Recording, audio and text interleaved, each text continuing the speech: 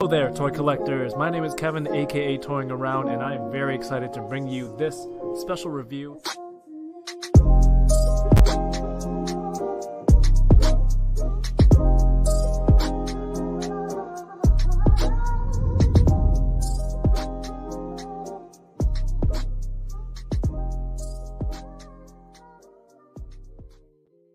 How's it going, everyone? Happy Monday. What a great start to the week. It's just started. I guess I'm just calling it for everyone. Welcome to the show. My name is Kevin, aka Toying Around, and you are watching the Bad Batch Case of the Mondays with the Boba Squadron here on the channel. If this is your first time here on the channel, we like to talk about toy collecting and action figures, and a lot of that stuff comes from really fantastic TV shows and movies. So we get a chance to talk about, those really cool properties that we all love and watch together. So thank you for tuning in tonight. I'll be joined with the Boba Squadron to talk about two shows tonight. I don't know. Have we ever done this? Two recaps in one night? We're going to talk about Bad Batch and, of course, the season 3 premiere of The Mandalorian. And there's a lot of stuff to. Someone wrote, "I'm professional." What did I mess up now? I do it so often I don't even know anymore. But thank you for being here. You could have been anywhere in the world, but you're here with us, and I appreciate you. Tonight we are live. We're here on YouTube. We're over on Twitch. Thank you everyone for tuning in. I'm joined by some. I can't read the chat when I'm doing the intro. You guys are too childish. I love you all. I'm joined by my friends tonight. First up is our friend. She does a lot of fantastic content, bejeweling over on Twitch, a fellow enabler, collector of awesome things. This is your friend and mine, Livin' La Vida, Yoko. Hey, Yoko. Hi, hello, hi. Oh, shoot, I thought that was my mic again. How are you? Welcome back. Good, thank you. Feels like I was just here. We were chatting. Nice shirt, by the way. Yeah, thank you. Quick change. Quick wardrobe change. Yeah. We're back. Do you have bubble tea tonight? I couldn't not get some when I saw Ernie. Oh, well, we have a special message from Ernie. But for everyone who's wondering why Boba Squadron, it's not for Boba Fett. We just like to talk Star Wars and enjoy a tasty beverage. This is true. Oops, wrong word. Childish. Let's bring on the other.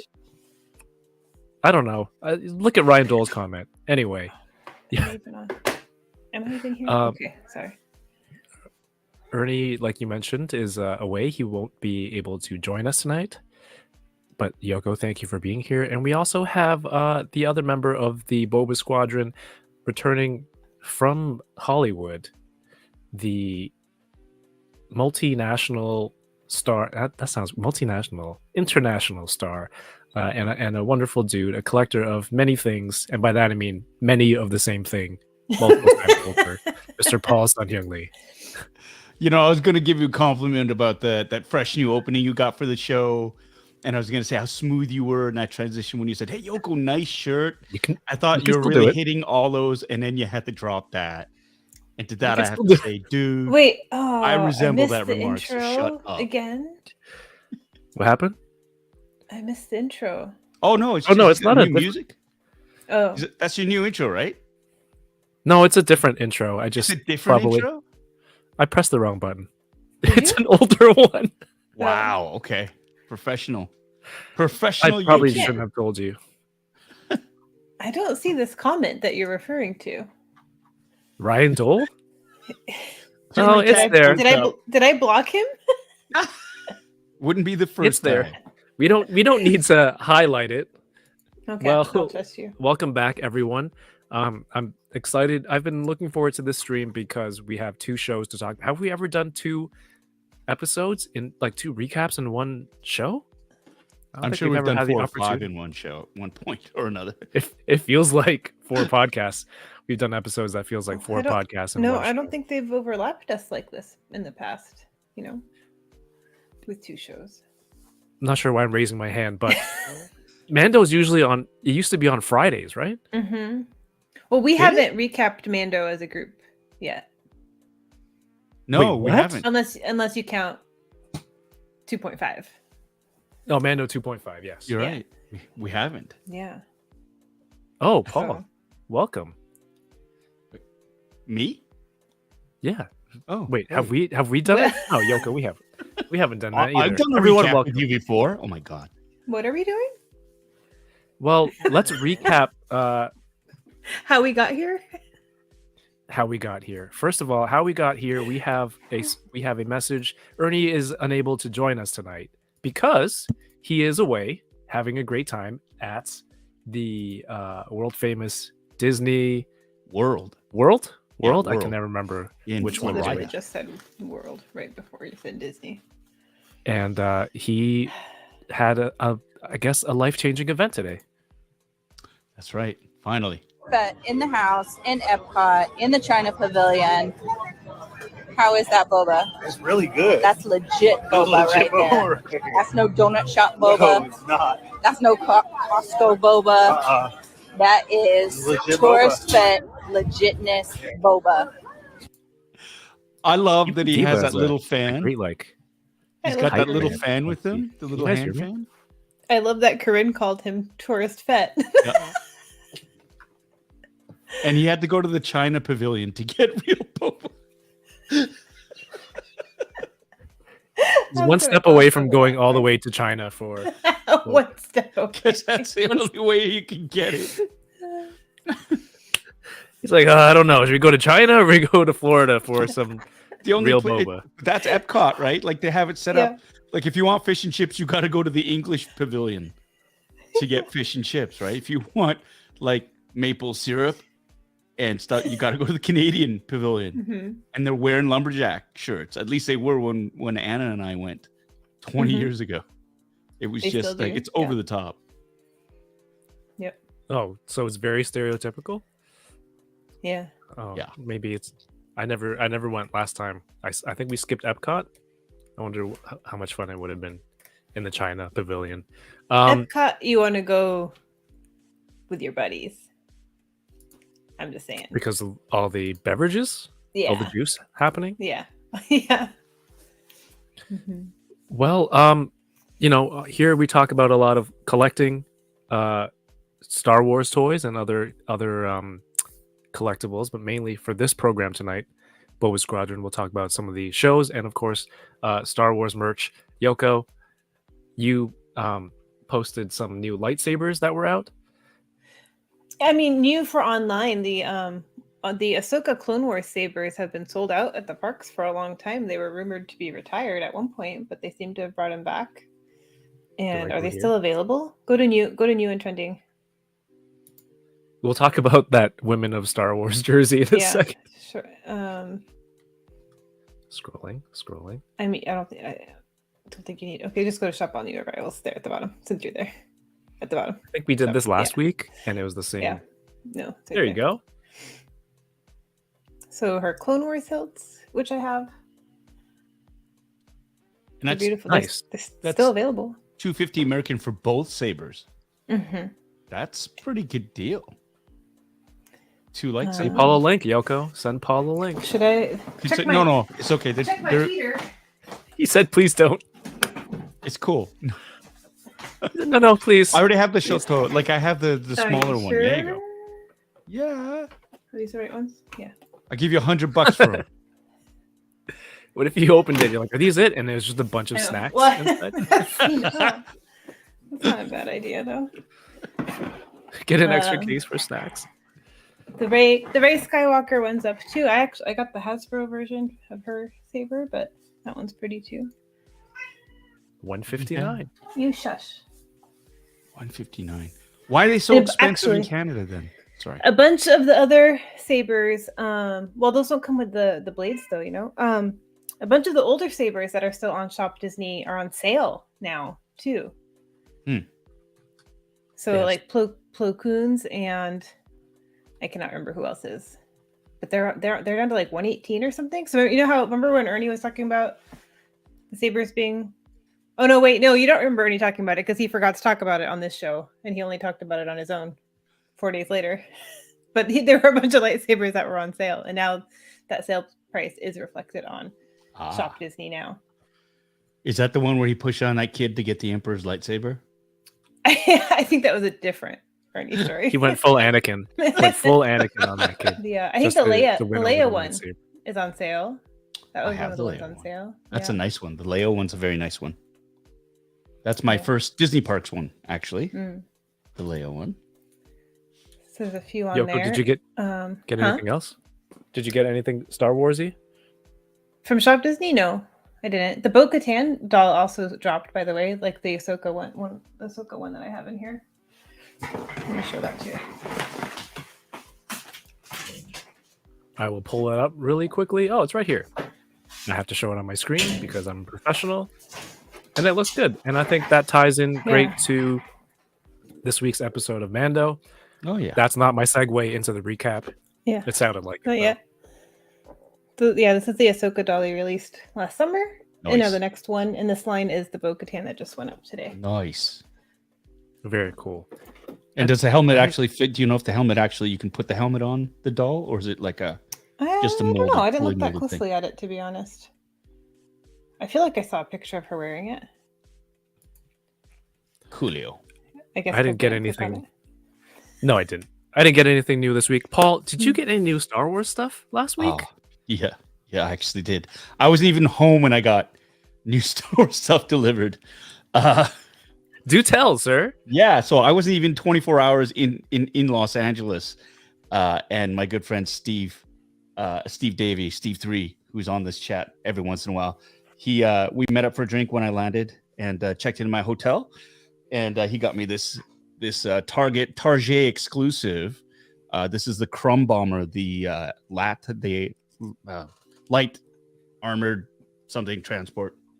Anyways, so he got me this, and then when I got home, Ryan Dole, our good friend, he had actually mailed me a couple of other the Lat Bombers drop ships that Steve got me as well. So I got the Republic Commando one and Nice. the Separatist Slayer, and then now the only one I'm missing out of the 4 is the Plos Bros version. Everyone get a lap. Oh, did bomber. you get the? Oh, you got.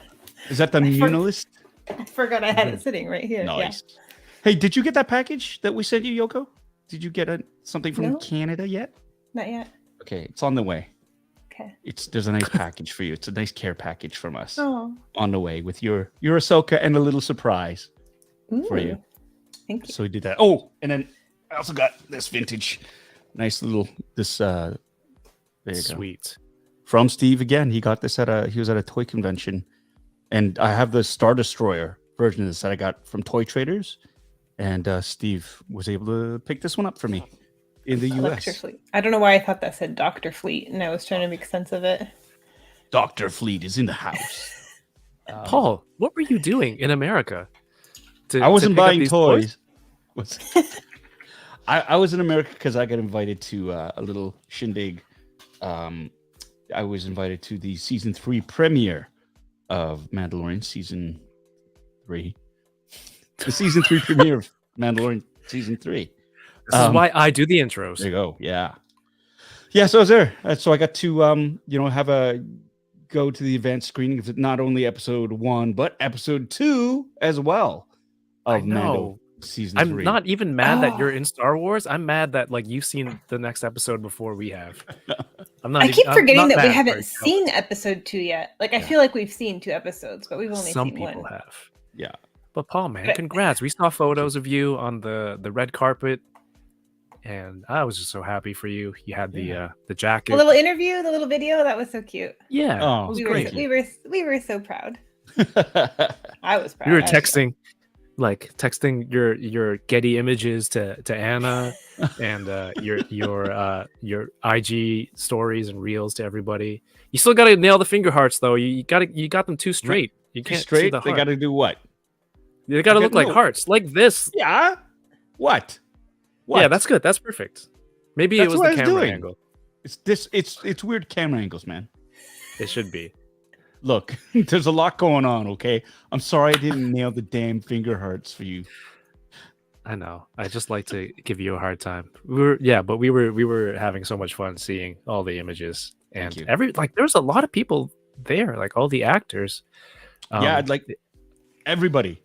who was associated with the show was there at some point or another, right? Like everybody was there. Deb Chow was up in the balcony, and I like it, like, and that's how crazy it was. There's so many people there that we barely like you just, it was a crush of fans and media and stuff like that, and so you just sort of try to get through the gauntlet without being sort of separate. So it was kind of a madhouse, but in a good way, right? Like, but there's a lot going on. So yeah, it was, and you guys got to see 2 episodes. What's one of the favorite moments that you had out there that you can share with us, if you would like to? Oh man, finger hearts? No, no, I don't know. It's Did like you that get whole. to meet someone that you hadn't met? Working on the show. Did I? I don't know. No, I mean, I think no, but it's funny because Bill Burr walked by and I was too scared to say anything to him because I thought he was. I didn't want to go. He was the there fuck are too? you? Get away! Like honestly, I was just a bit starstruck by him going by. I got a hug. Like from, he'd think you were a fan or something. Like, is that what you're? But he's like, it's Bill Burr, right? So his persona. I know he's I hear from all accounts he's a really sweet guy, but he also kind of scares me a little bit, right? His persona he's intimidating. So He's probably like one of these Star Wars nerds. Yeah, and he's gone on record saying, "What the fuck is a Star War?" Right? And he just he's got that whole thing where it's just like, and ironically enough, he's got one of the coolest characters in the franchise that in his acts he will dump on, right? And so I don't expect anybody to know who I am when I go to these things because it's like in my mind, it's a sure formula for failure. If you go, don't you know who I am? Not only will people not know who you are, they won't care who you are. So I always go in with that sort of mentality of like, nobody knows who I am, and I shouldn't expect anybody to know who I am. And in that way, I mean, I'm sorry, I default to just humility, right? It's just like trying to be like, I don't expect anybody to do that.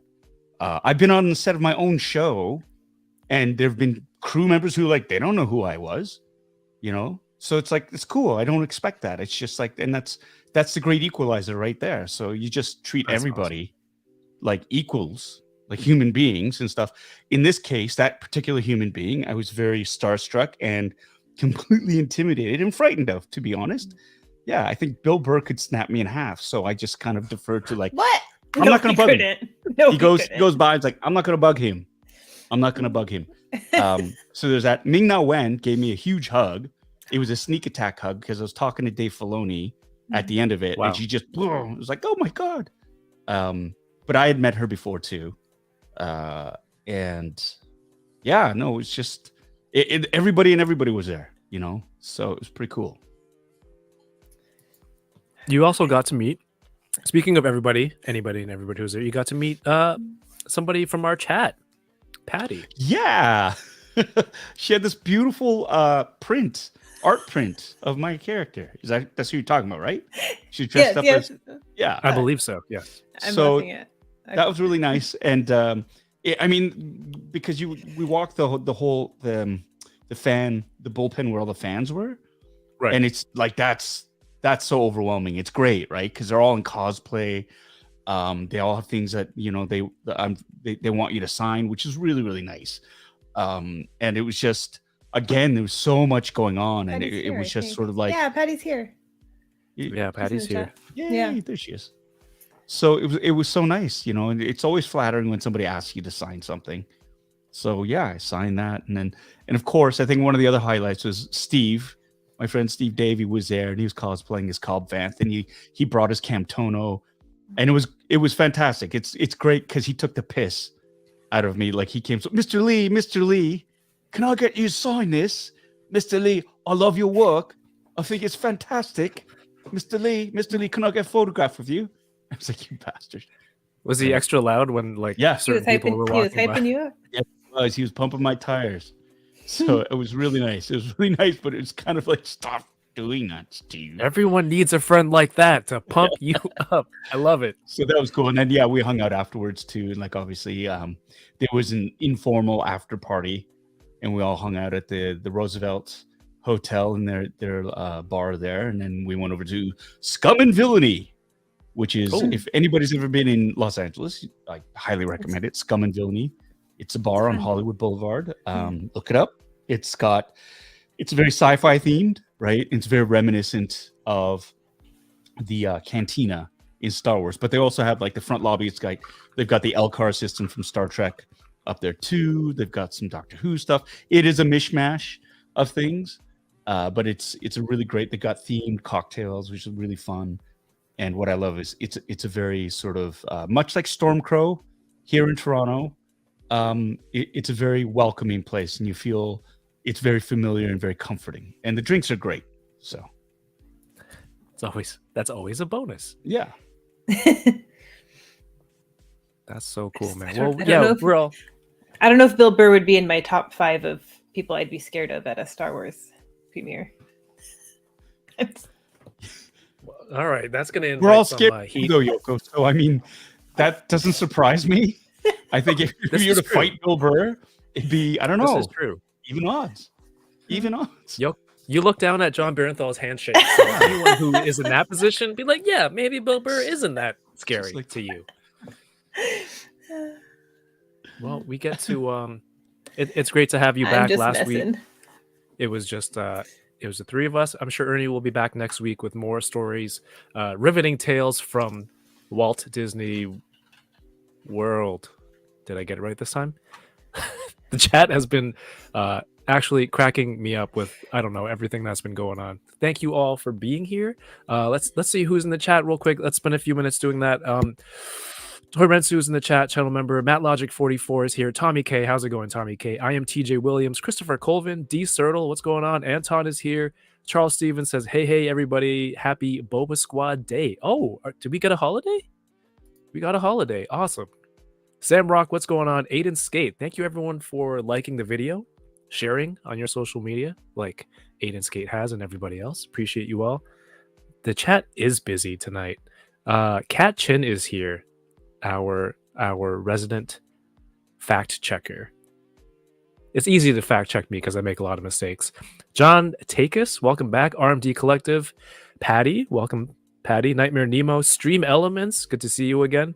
Doombot 9000. Ah, that one didn't make Yoko laugh. That's my favorite one. David De La Huerta. Sorry, distracted. Wasn't listening. Micro Galaxy Squadron is here. Lots of those in the on the screen tonight. We have Machu Toy. What's up, Machu Toy? Good to see you, my friend. Ryan Dole. Wait, I probably shouldn't put that one up. Anyway, good to see you, Ryan. Lady Marine, welcome to the show. Welcome to the stream. Thanks for being here.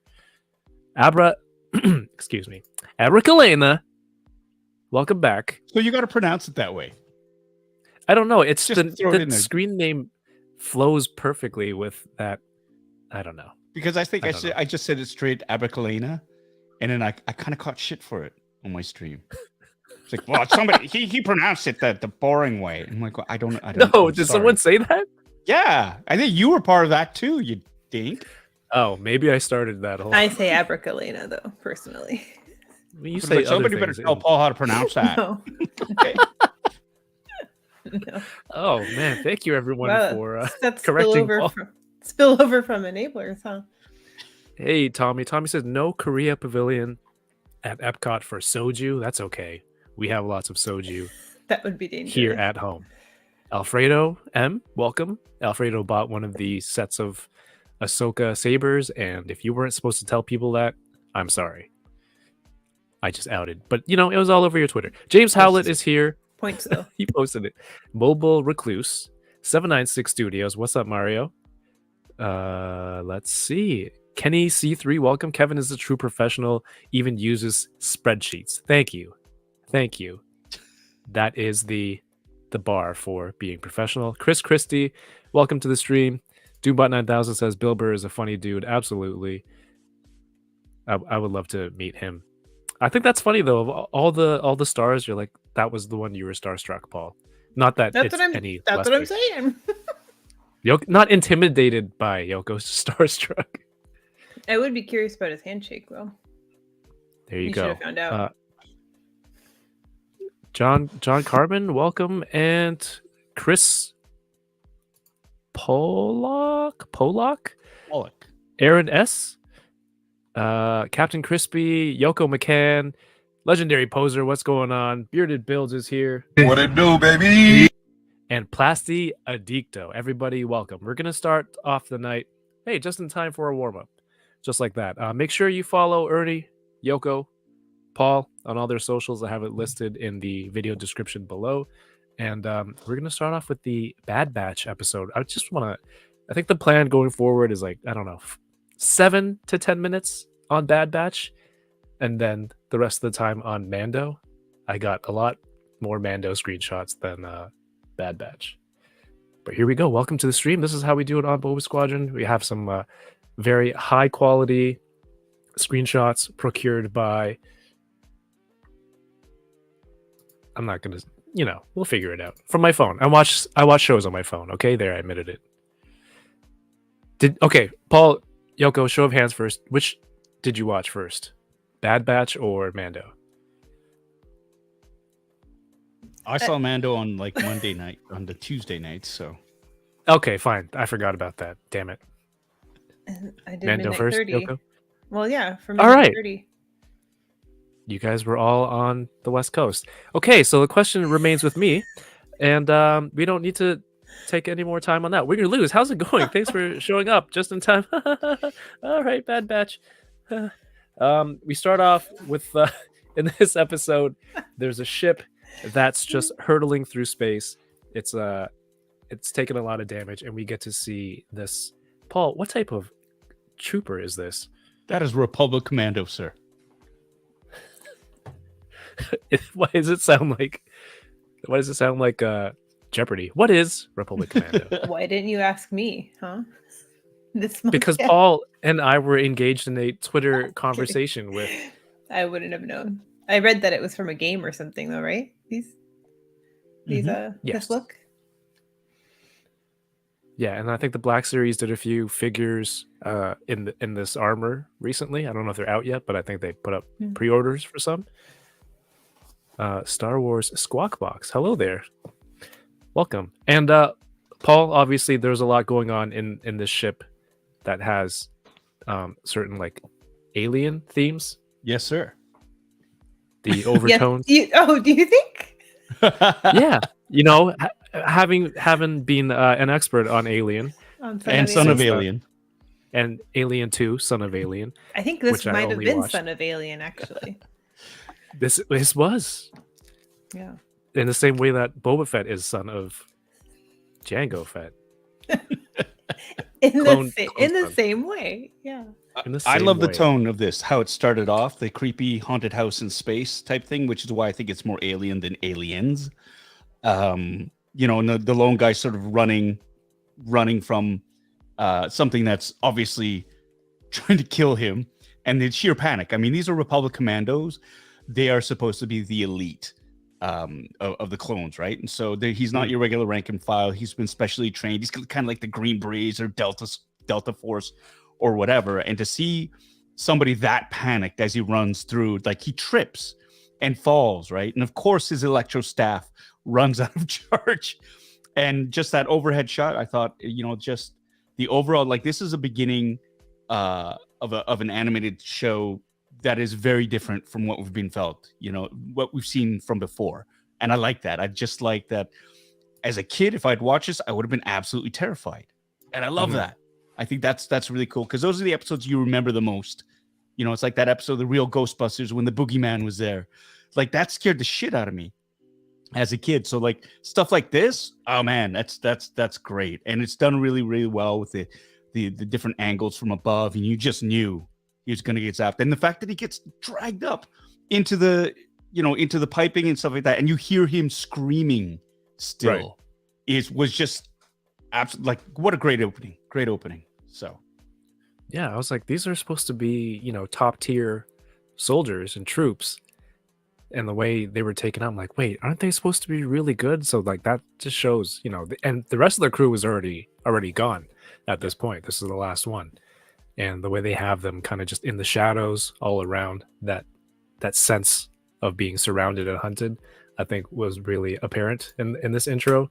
Of course, we talked about last week, and I think Paul wasn't here, but the what happened with the cloners was that last week, Yoko, with the Kaminoans? Yes. Did you buzz in to answer? Yes. What's going on? Is it because we played Jeopardy the other night that everything feels like a game show? Maybe. Did you guys play Jeopardy? Unenabler. In our Yeah. almost 6-hour stream, we did enable Wow. Jeopardy. 5 hours 46. Wow. If you have a flight, Wow. a faraway flight, feel free to pre-download that and watch it, or watch it with Wi-Fi on your flight. Oh my god, I don't even want to talk about that. Yeah, I But thought what? you were going to stream. Wi-Fi on your The flight? the Wi-Fi in the plane was I mean, here am I. This is how first world problem. Oh my god, the Wi-Fi in the plane was just so slow. Like I could barely stream anything. Like my YouTube videos, like they kept like buffering. And like, why did I pay $25 for this ultra fast? Oh my god, 25. $25? 25 Canadian dollars. That's a nickel. Okay. For all our American friends out there. No, you pay for it, and usually it's pretty stable enough to I use it to text Anna usually, or like just scroll through like little mindless things. If I want to watch something, really, I'll download it on my device, on my iPad or something. But it's good for like reels on Instagram, like short little bursts, or like the occasional YouTube video. But it just kept they kept losing connection to the satellite, and that gets frustrating, especially when you're like, okay, well, I just spent all this money, and you got to wait for it to reconnect, and it just keeps jumping back and forth. And so, anyways, first world problems, champagne problems. Yeah. So I slept. So I ordered some champagne and I passed out. No, you don't order it. They bring it to you. Business class, baby. Clearly, I am inexperienced. But it was funny because you were leaving on the Sunday, and I'm like, oh, why don't you just do your unboxing show from the plane and be the most obnoxious passenger ever, and complain about dents in your packaging and dropping the battery in your airplane seat, right, from your Hot Toys. That would have been a lot of fun. I think first ever, maybe, live stream unboxing from an airplane. But last week I think we talked about briefly the cloners. So we get to see Nalase, who's still being held captive. Oh, we talked about the ending, the season finale of Bad Batch, and I think that's why this came up. And we find out this doctor here, who Yoko believes looks like the doctor from Westworld. No, what? No. I'm saying the voice actor is the guy from Westworld. Is what I was saying. Is it actually? Yeah. The guy who plays the young version of I just forgot his name. Okay. Somehow I thought I knew what you were talking about, but I didn't. No, I guess you didn't know what I was talking about. It was a very vague series of messages. It was. But yes, we see that she's still being held captive, and they're trying to get her to do more cloning work. And then, of course, Paul, should we save it for when Ernie returns, or should we just do it now? The debunking of the theory, the great theory of Sid selling out the Bad Batch to the Empire. Well, there's two, so we can have one. Like there's one for Mando that I just want to rip him apart for, but but this one is like, no, I don't think he believed that Sid was the one who had betrayed them. I'm the one that brought it up on that stream before, just because I said I'd heard a theory that this guy was really pumping on his channel, and I thought it was stretching it, to be honest. I just thought he was reading way too much into it. And I think I got agreement from everybody that was like, yeah, it's a bit of a stretch on it. So, but I like that there's fallout for it. They are, what's Cole saying, right? Remind you about the secrets. Yeah. Yes, cloning facility. That was last week. But yeah, it was great to see this part, and she's trying to get. You see, they all have their arms crossed, like their body language. They're not happy with her. They didn't come. Yeah. She didn't come to their rescue on the previous 2 episodes. And I like the negotiation. She's like, "How about 30?" It's like 30 is what we normally get. 35. Fine, 50. It's a resting beef face all around there. But I think Yeah, it's great. if Omega is mad at her, she doesn't usually get pissed at it, right? She was the one who was like really liking Sid, even though everybody else didn't really trust her and stuff. Yeah. But now she's ticked at her, right? Which is that's an interesting sort of development in terms of that relationship there. But I think Sid is pretty much status quo. I mean, I don't think she's acting that much more differently. She's like, what are you complaining about? She's like, stop complaining. If anything, she's mad at them because every gig that she sent them on, they've come back empty-handed.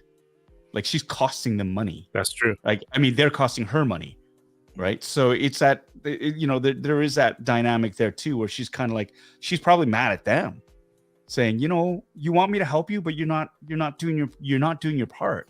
I've sent you on how many missions now, and you've come back empty-handed on all these missions. Every mission, something comes up, and there's an excuse. You don't have anything. It's like you're on a TV show or something. It's ridiculous.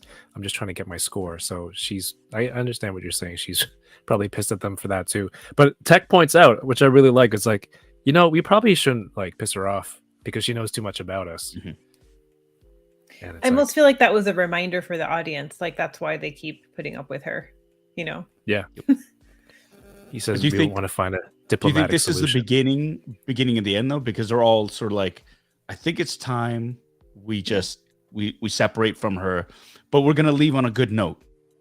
Like, that's the thing. All right, one more gig, and you know what happens whenever somebody says one last job, and then we're free, right? Yeah. Something always happens. So Yeah, and you never go, she knows too much about us. Let's end this amicably. Like, no, somebody's got to go. That's the only way. Somebody has to. You can't trust them with that information. Anyway, she gives them the job that there's a ship that's just floating out in space, and she got the tip and tells them, we'll split the loot 50-50. Of course, it's the ship that we saw in the beginning of the episode. And as I get aboard, you see my volume is at 100%. There are some scratch marks inside the ship as they find it. this is what happens Just when you strategically watch zoom in there. an episode on the toilet. I'm sorry, on your phone It's both. in the toilet. Hey, I do what I got to do to get screenshots for the show. 17.2 Nate welcome says the sound of fear in Omega's voice when she realizes that the crew was eaten. Yeah, I noticed that change in her tone too. That was great. What's up? What's up, 80s baby? No Ernie? Why am I even here? Go to Disney. Go hang out at Disney. All right, let's see. Our 10 minutes is closing for Bad Batch. And as they separate and look through the ship, this is the ugly beast that they find lurking in the shadows. This thing is, even for me, this is pretty scary. Imagine for kids. Mm-hmm. Has no eyes. The Zillo beast. Does it just sense the dark? Anyway, they also recognize the ship has Kaminoan cloning equipment in there. Mm-hmm. So Omega is able to kind of navigate and look through the systems to see what's happening with this mouse. Sorry. And of course, this one starts growing in size every time you hit it with some energy. So even if that Republic commando hit him with that shock stick, it probably would have just made it a little bit hungrier or stronger. This thing is actually really gross. I think it looks scarier now than when it gets big. Yeah. But as it... Because it doesn't have a face, escapes- and then it gets a face. Yeah. It's the faceless thing is gross. Yeah, that's right. And it has eyes at that larger, at that scale when it becomes fully grown. And that's the thing, right? Like, it was hard, like, looking at it. It's like, where have I seen this from? Because I thought at first it was that huge slug inside the asteroid that ate the Falcon when I first saw that. And I say, oh, is it one of those little ones, right? Because of that shape of the head, kind of. Yeah, because of the shape of the head, right? And then it was just like, oh, yeah, I've seen this one before. Hey, Clone Wars, yes. Right. So it escapes. It finds some sort of power generator and gets to this huge size. Tech, through the computer system, finds out this is a Zillo beast, which we haven't heard from in a while. The last time we saw was Clone Wars, right? It attacked Coruscant. Season 2. Yeah, it was season 2. captured, and then we never heard from it since then. Well, that's the thing. It was a 2-parter in season 2. I just rewatched them because I wanted to do the background on this. Mhm. And it's native to the planet of Malastare, where the Dugs, and the most popular Dug that I can recall right now is Sebulba. He's a Dug, for those of you out there keeping score. Anyways, the New Republic wanted to sign one of the people of Malastare, the Dugs, to sign a treaty with the New Republic because they had fuel reserves that they wanted, right? And they dropped this huge bomb to defeat the Separatist forces, and they uncovered a Zillo, one of these creatures that was native to the planet that they thought they had killed off. Anyways, they found out that the armor was impervious to lightsabers, to blasters, and thought, hey, instead of killing it, let's study it instead. So maybe we can use that armor to protect our ships and our troops. So they brought it to Coruscant, which of course was the smartest play in the book. It escapes, yada, yada, yada. They killed it. At the end of that episode, they end up having to kill the Zillo beast. But at the end, in a twist, Palpatine gives the Dr. Bowl new orders, and it is to clone that beast. And here we are 14 years later, and it makes a reappearance. So what a long story, a long payoff 14 years later. Were you guys excited? Ernie's not here. I thought, I do my best. So in episode 2, I had to turn on the TV. It was set to the 4K player, so I had to change it to Disney Plus. And then my password was rejected, and I forgot we changed it when we moved. This method of storytelling is now called Ernieing. There's a 14-year punchline.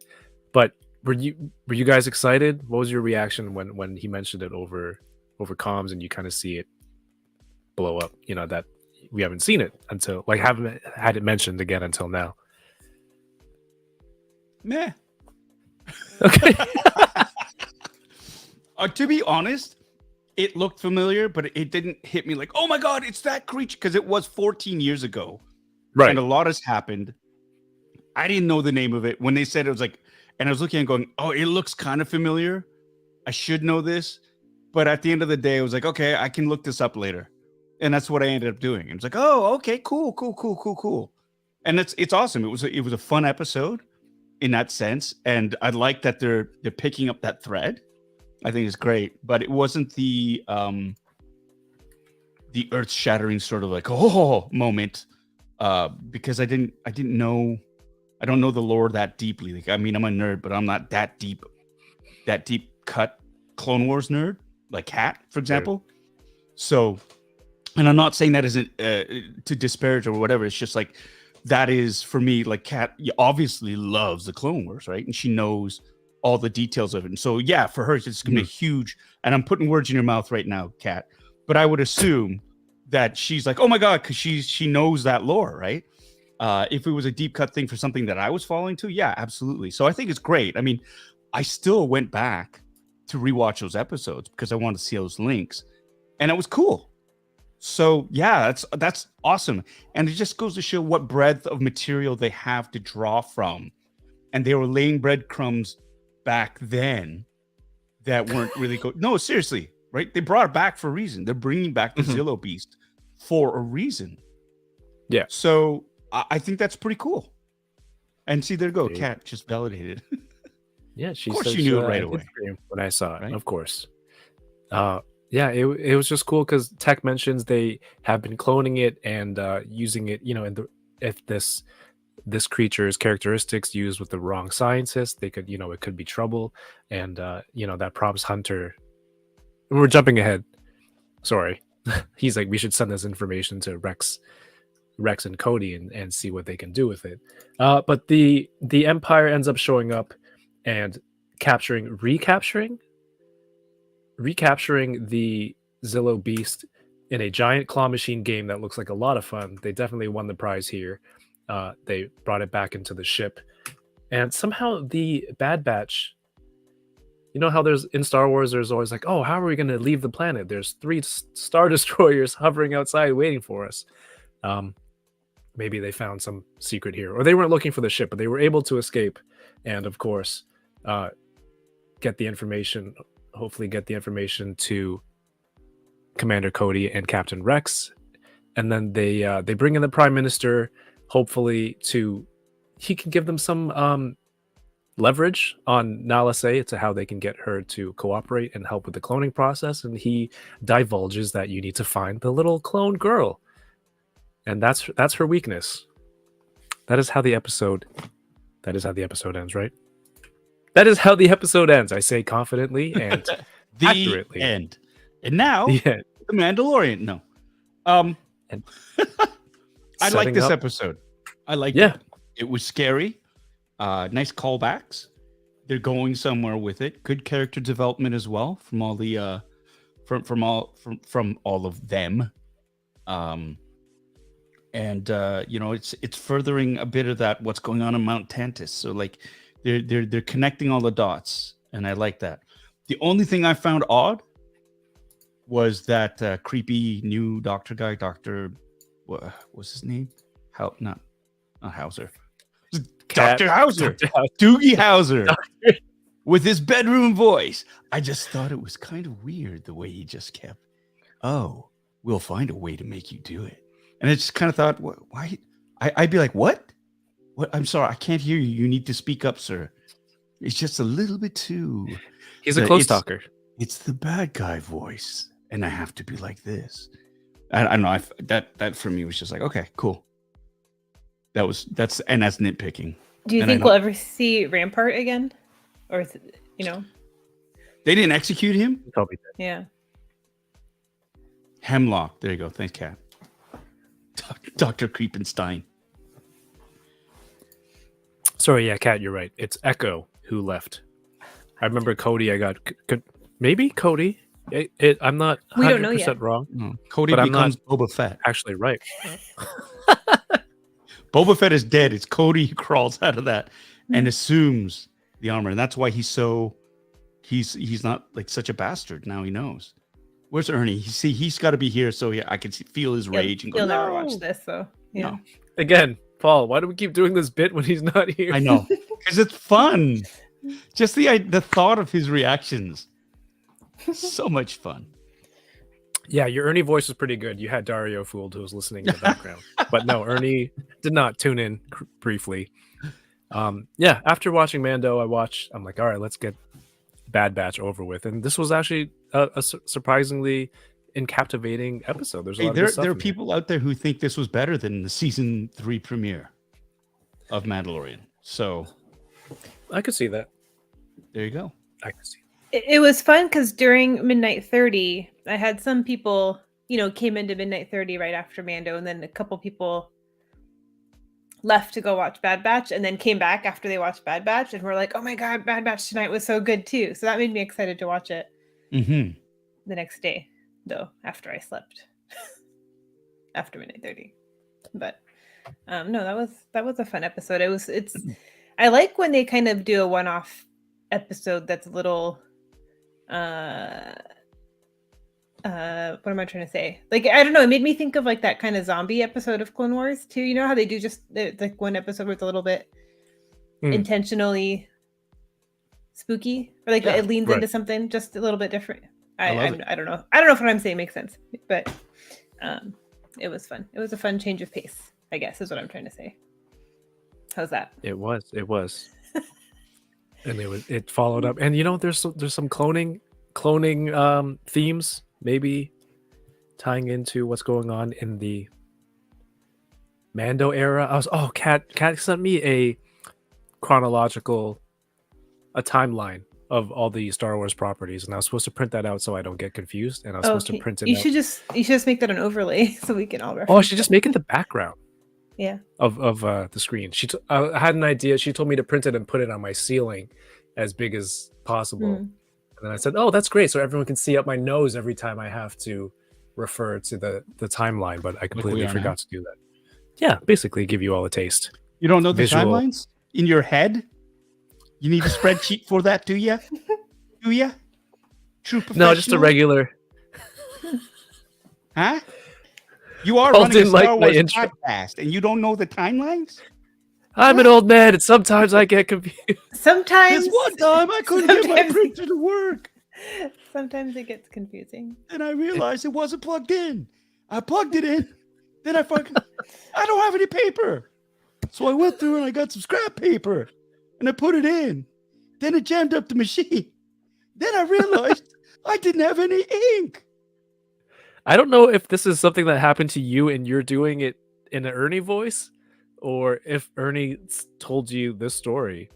Either way, it's a fantastic. This is fun. I don't even want to know the truth. We'll just keep it that way. All right. Mando season 3, episode 1. I was pumped to watch it Wednesday morning. I noticed in the intro here, they usually have, the helmets glowing and the lights and the Star Wars. Usually music. It's just the sound of hammering to begin with. Yeah. I get confused. I'm telling you, my memory gets worse every day. I've really noticed it lately. That old age, huh? Hitting you? Oldening. Not The quite fully oldening. old. The old. Is that like the quickening in Highlander? Pre-old. Oh, please say you've seen it. We're pre-old, Pre-old. but not young. It's like that in between. Yeah, exactly. You're in that in-between phase. Yeah. Wait, what movie did Pre-old. you ask? What's What that? movie did you ask if he had seen? Highlander. Oh my god. Have you seen it, Kev? No. Oko? No, I don't even know what that is. It's because we're pre-old. Yeah. Pre-old is perfect. Yes. Anytime Ernie and Paul mention something I don't know, I'm like, sorry. We're pre-old. You're new to old. Dumbass. You just started oldening. Yeah. Oh my god. Oh. Bad Wolf. Yeah, Bad Wolf, you could have put money on that. There's no way Kevin's seen Highlander. Yeah, you could have made some money on that bet. You would have won for sure. Anyway, let me know what you guys thought of this first scene. It starts off, the sounds of the hammering is the armor. She's working. What's the special? Hammering of my heart as it breaks in half from you guys The being oldening? pre-old. Oh, Okay. from the. First of all, fine, fuck it. Please. Highlander is a cult classic. You need to watch Okay. it. Just like Son of Alien and Jaws and Alien. We'll add it to the homework Yeah, list Sean Connery is in for one Highlander, day. right? Is that the one where he wears that? He plays We'll a have our Spaniard. notes. So yeah, Okay, it's not the one where he's wearing that Wookiee thong thing. No, God, no. You know that Black Series figure? That's not the same one. No, that's all how we're supposed to be dressed, though, because it takes place in, well, apparently this year.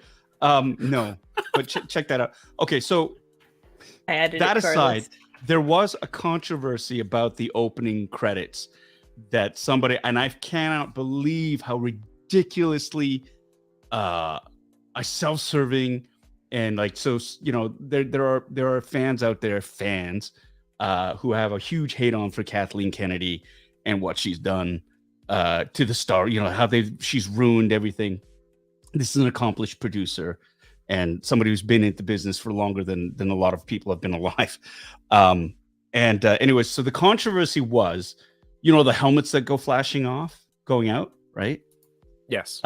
One helmet in particular, because it was all Mando heavy. All these helmets were of characters that had appeared in The Mandalorian, with the exception of one that has disappeared. And it was Kylo Ren's helmet is no longer in the opening credit sequence. Where this person went on to say, well, it's because, and I can't believe I'm bringing this up because it's just giving them more airtime, but it was saying, like, this is the beginning of Jon Favreau retconning the sequel movies out of existence. And this is a direct affront to Kathleen Kennedy, who really loves the sequel movies, blah, blah, blah. And I cannot believe how asinine that statement was and how it really is about stirring the pot and trying to create conflict where it doesn't exist. I don't know. Mhm. You know what? I'm not privy to backroom stuff like that. I don't know. Maybe there is a power struggle going on, but it's like from somebody on the outside looking in, I can't help but feel that this person has an agenda and just wants to just smear certain people that they don't like. This person also went on to make the bold proclamation that no Star Wars fan would like or love The Last Jedi. And it's like, whenever somebody says something like that, Yeah. it drives me crazy. It drives me absolutely crazy. That's not fandom. You could say, I don't like The Last Jedi, but don't presume to speak on behalf of everybody as if your opinion is the only one that matters. And that's the thing that drives me nuts the most about toxic fandom. And this person is a toxic fan. They hide behind a screen name. They won't show their face. They make all these divisive comments. And I snapped. Like, I was just like, this is the stupidest thing. But I just want to point out, I think that theory is absolute garbage. And I don't know why. I'll get off my soapbox right now. Because this was a great opening to this sequence. But I just, yeah. Anyways, and then we'll debunk another theory. And I just wish Ernie was here so I could just really rub his face into it. But the sleeping theory? The sleeping theory. That's the first thing I thought of. About I'm injured theory. He's really hurt. We'll wait. We'll get there. Gloves are coming off. Yeah, I mean, like you said, toxic fandom. I mean, it's with toys, with anything. When there's just people, different groups like this. There's people who are like, oh, if it's not my opinion, then you're all wrong, and I'm gonna talk crap about you. Like, it's crazy. And I understand, like, yeah, I'd feel the same way too. I just get worked up with stuff like that. You just got to push that away and, not let it. I try not to speak on it or like get into these fights. It's just, just enjoy. I just want to enjoy everything with people who are here. We get to talk about this stuff and listen to Ernie rant and things like that, and people in the chat. Let's see. I think I missed a comment here. Plastic Thunder is here in the chat. Thunder House Design in the chat also.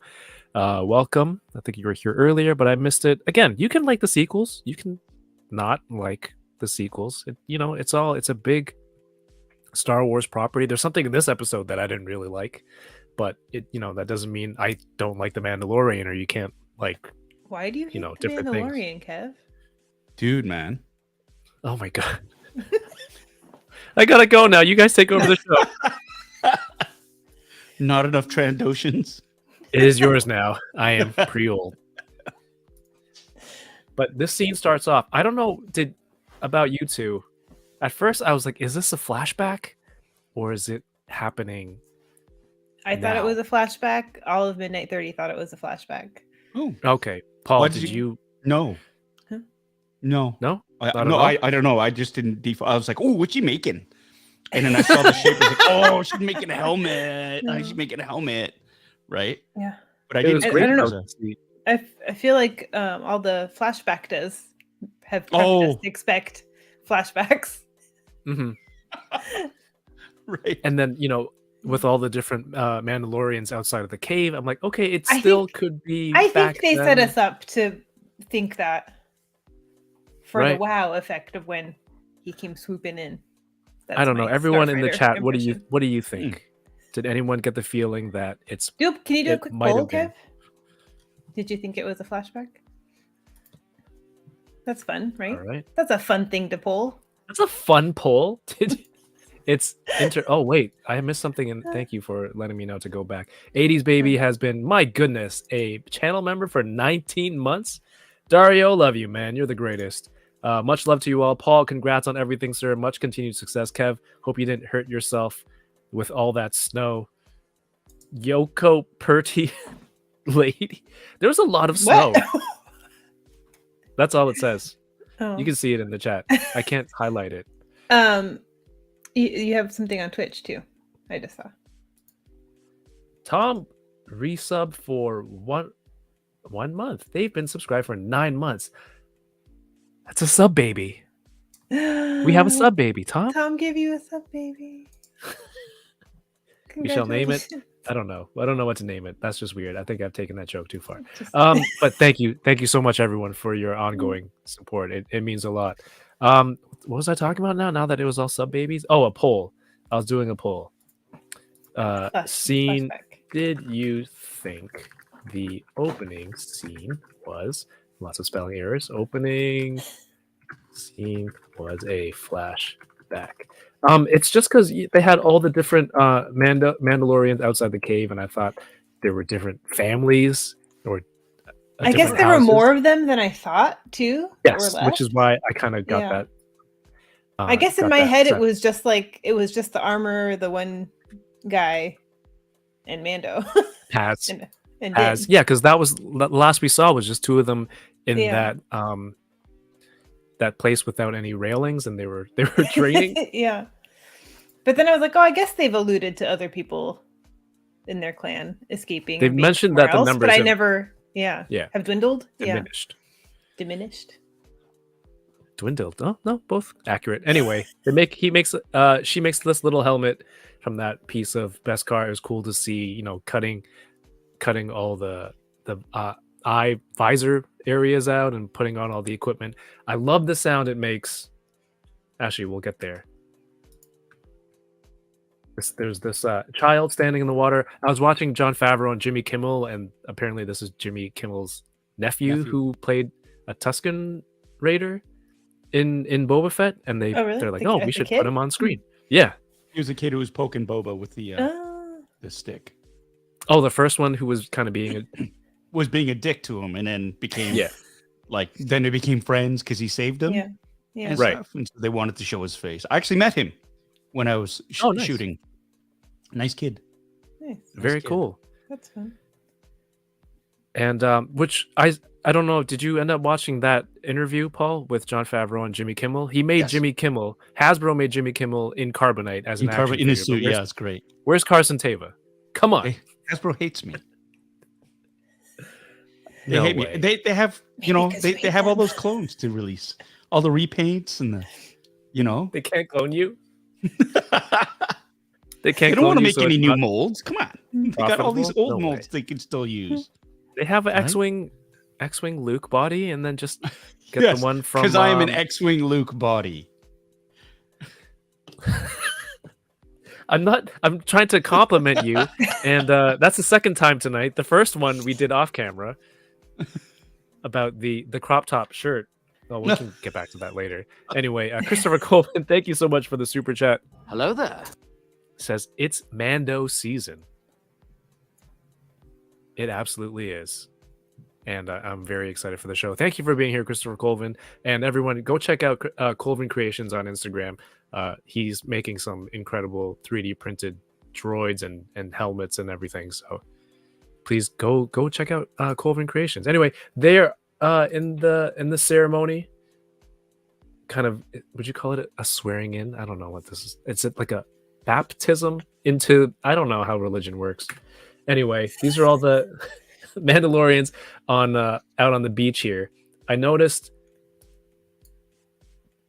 this. Paul, do you know what Yoko, Paul, what the 7 is? Is it the 7?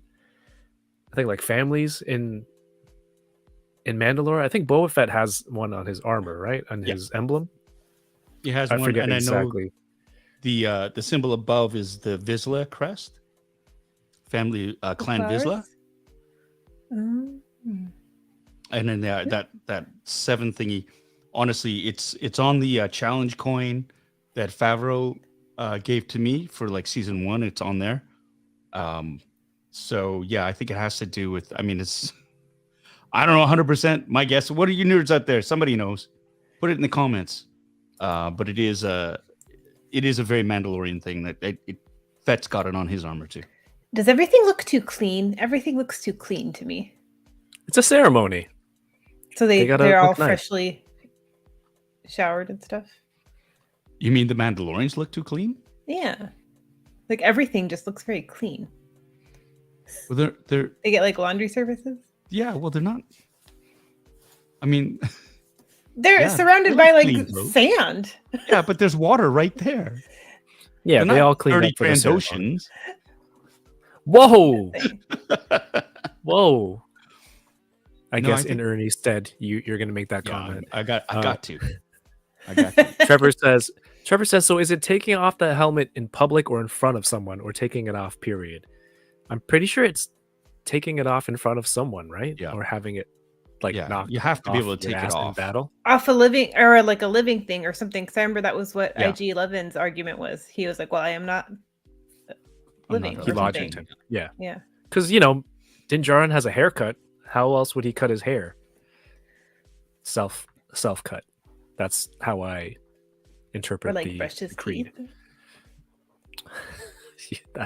That's or shave because Or Paul. like eat. I guess that's that kind of episode important. on Sorgan, she asks, do you ever take like have you ever taken your helmet off? He said, yeah, just a couple of hours ago when he was eating. So he takes it off in private, right? So he can do things like brush his teeth and wash his face and wash his hair. Is there room? Like, can they like sneak What?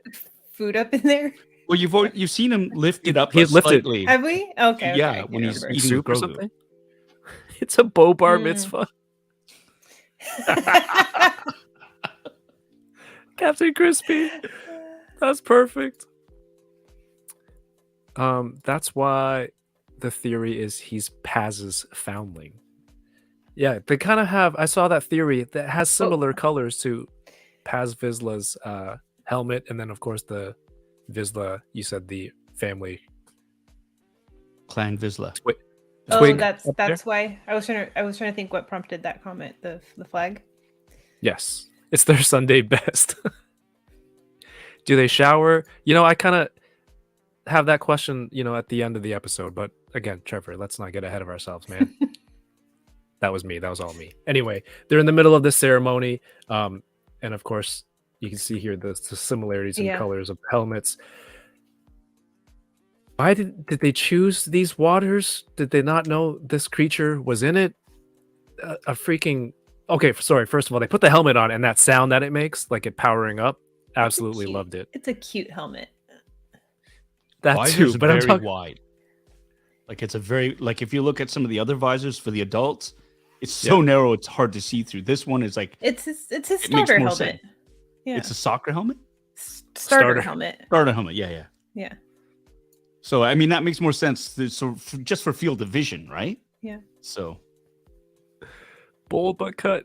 These helmets are too clean. Yeah, I mean, he's, you know, they're like the shinies. He hasn't seen battle yet. Well, his makes sense. Like it's brand new. I mean, this guy, you know, Oh, yeah, okay, he's- a little weather. there you go. Maybe it's the quality. You can call it the quality. The child-friendly T visor says swing or lose. That's what it's branded at Walmart. We're in the kids' bike helmet section. Anyway, they choose these waters that houses a dinosaur for some reason, which this scene was awesome. Like, looked like some sort of prehistoric dinosaur, right? It's got like a big shell on its back, and it was awesome to see a whole, like, what a group of Mandalorians can do fighting a creature like this. Yoko, Huh? I sent this picture to the group chat and I said I really love this shot, and Yoko thought I was talking about soju, like I was sending a picture of a drink, but like I just pictured the camera being on top of the helmet filming down, and you get this flying away shot as they're fighting this dragon thing. I don't know. I love this. To me, this is a perfect start for a Star Wars show. It seems very traditional Star Wars, like creature. I don't know, just hunting something down. Yeah, RMD says Jurassic World. I do love seeing all of them like snap into action and work together, you know, like just to see that, like I think is really a really cool moment. I think it was a little late before Paz was like, to the sky. Like, you guys all have jetpacks. Well, most of you have jetpacks. So yeah, should that be the first reaction maybe? But then like they hooked it with their harpoon things, and then the creature actually did a spin to flip them all off. I thought that was really smart move for a creature. And then as they're fighting it, you see this kid about to get eaten, and then Paz Vizsla uses his ass to knock him out of the way to save him, adding to that theory. Maybe it's making more and more sense now. His foundling, and then you get that audio cue, that whistle, right when Mando's ship comes through, and he blows this thing to bits. When everyone was struggling to fight it on the beach, there's a lot of guts all over. And that's actually the catering for the rest of the ceremony. When everything is done, they're going to cook all that food down. I did wonder that, like, would they eat that, you think? It would be a waste. not 2. Do we think the armor could be the mother, or do we think she's like not a mother type? I don't know. Because I guess she's their leader, because the way the kid ran over to her though to try to help her too when she got knocked over, made me think, oh, I wonder if she's his mom. But maybe they'd be like that with her anyway. I don't know. I don't think I got that sense. Another Yoko would be like, oh, just because it's the only female on the screen, it would be the mother. I think there were other females on that screen. Oh, that's true. Kevin, what month is? I didn't say it. But yes, Mando shows up in his badass ship, and he's just like, "Hey, everybody, check out my new ride." And we see Grogu in the seat. Hasn't grown much. I thought maybe it's like one of those TV shows where the next season the kids grow older a little bit. Did you guys see that thing that he was training with Luke? It's supposed to have been a year. I was just gonna ask about that. I never watched the interview. Paul, did you I hear don't that think one? it was 2 years. I know that's what they're making it sound like, but I think the context of the interview, Favreau is saying it's been a couple of years since we've seen them, right? So he's talking about the amount of time between the seasons. Yeah. And I think like everything else, it gets just everybody goes, what? And they jump on it, and somebody has that theory, and they all dogpile on. And there are people saying, no, he might be talking about the amount of time in between. Time has passed, absolutely. They've talked about that. I think they're being very cagey about how much time has passed because they don't want to paint themselves in a corner. But at the end of the day, I think because Favreau hasn't been very clear in terms of like cleaning that up either, right? Just or clarifying that. But I don't think it's 2 years. I don't think he's been there for two full years. Time has passed, but again, I think that was just him just saying it's been a couple of years since we've seen them, meaning it's been a couple of years since season 2 and 3, and it has. It's been like 2 years, right? So yeah, I can't imagine the amount of time you waited for this to come out, the anticipation. But yeah, it's good that he didn't specify if that's actually what he meant. Jon Favreau just leaves it open for, maneuvering plot points, I guess, in the future for things coming out. Anyway, chapter 17. Did everyone cheer in the theater when that happened, Paul? When what happened? The ship came in. They cheered at the Lucasfilm logo. They cheered it's incredible watching this show in a movie theater, first of all, because it is very cinematic in terms of its presentation, everything. It's just, it looks like it's a movie, right? They shoot it like a movie. It's really, really cool. And the other thing is you're in a theater full of people who are totally focused and want to see what they're waiting to see what happens. And so obviously there are no phones because they won't let you film things, but everybody is riveted onto that. And in fact, people cheer so much for everything. You miss lots of dialogue because people are cheering over it. So yeah, people cheered at everything. Wow, that must have been awesome. Yeah. All right. I don't know why he's going back. He already told the armor in previous seasons, or they were already established. He needs to go to the mines underneath Mandalore to bathe in those waters and redeem himself as per the creed. And but she told him, it's impossible. The planet's been poisoned. But he shows this piece of glass or a crystal with Mandalorian inscriptions on it, saying that a traveler recently traded it to some Jawas who gave it to him to show that, maybe it's not poisonous. I can go there and do it. And she's like, well, if anything, this serves to prove that everything was crystallized from those rays. And she's like, well, I'm going to do it. Do you see she seemed kind of dismissive? She's like, yeah, go do it. This is the way. The way she said it was like, yeah, I'll probably never see you again. He gets that a lot this episode. He does.